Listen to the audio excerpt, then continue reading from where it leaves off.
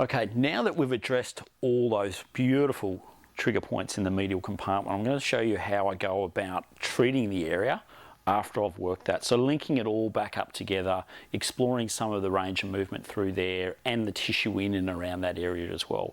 I think it's so valuable that once you've done this trigger point work that you need to sort of try and feel what sort of tissue is left over in terms of, you know, potentially hypertonicity, and there's no doubt with most of this work, you know, we're not just looking at specific areas. We want to link this tissue all up together. We want to explore what sort of range of movement and, as I said, that hypertonicity in there as well. But I'm going to show you how I do it from the point of view. I have a two-prong approach, okay, and it's all about pressure, it's all about speed, and it's all about movement as well. So we're going to put a liberal amount of cream into this medial compartment to start with.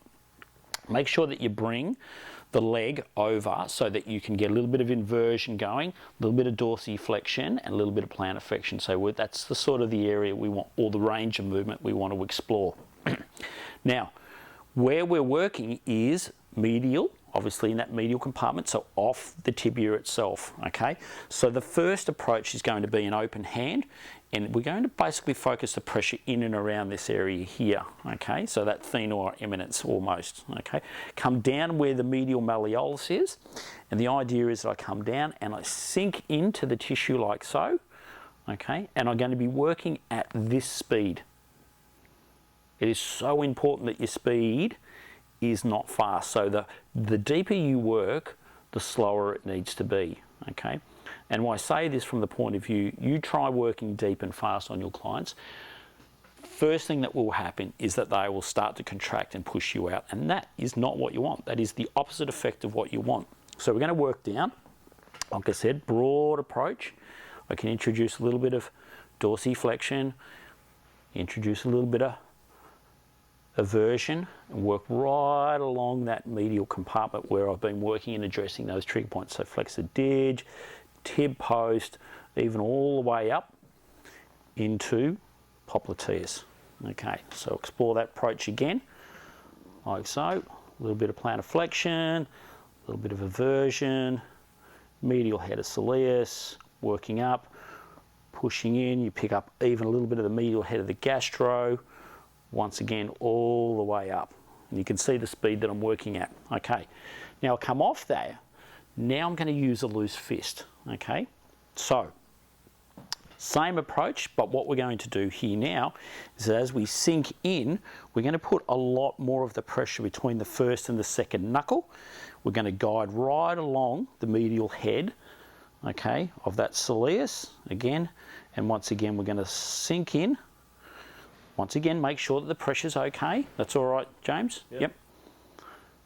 And then we introduce that movement again, all right? And then we just work slow, deliberate, and purposeful. So especially as we come up, we're picking up a lot more tissue up here now. So once again, we'll slow it down. Absolutely in no hurry whatsoever to work this tissue. We want to make sure that we're covering it all and being deliberate and purposeful. What we do, come back down again. Same scenario again.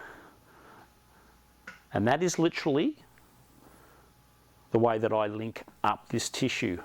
And for those that are coming in for medial tibial stress syndrome, like shin splints or the plantar fascia, then we address these areas, we get them back up, we get them to do some calf raises, maybe some hops to try and reproduce their symptoms, see if we get a change. And that's it. So that's linking all those areas together. So, if you even remotely enjoyed some of that content, please do me a favour and hit the like button below, just so that I know that you did enjoy it. Also, if you don't want to miss out on any of the content that we put up on a regular basis, then the best way to do that is obviously just to hit the subscribe button. So it's a bit of a no-brainer.